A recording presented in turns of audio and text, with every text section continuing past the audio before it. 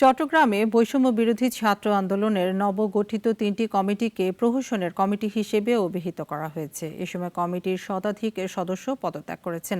দুপুরে নগরীর প্রেস ক্লাবের এস রহমান মিলনায়তনে সংবাদ সম্মেলন অনুষ্ঠিত হয়। এ সময় যোদ্ধাদের অবমূল্যায়ন করা হয়েছে দাবি করে কমিটিকে অবাঞ্ছিত ঘোষণা করেন তারা। এ সময় উপস্থিত ছিলেন কমিটির যুগ্ম আহ্বায়ক চৌধুরী সিয়াম ইলাহি সহ সংশ্লিষ্টরা। পরে লালখান বাজার মোড়ে সড়ক অবরোধ করেন তারা। চট্টগ্রামে তাদেরকেও শ্রদ্ধা করি, স্নেহ করি। আমাদের অন্যতম সম্মুখ যোদ্ধা হিসেবে সেই এখতিয়ার এখনো তার হয় নাই। কোন দুঃসাহস দেখিয়ে কাদের সাথে আলোচনা করে তোমরা এরকম একটি প্রহসনের বিকৃত কমিটি ঘোষণা করতে পারো?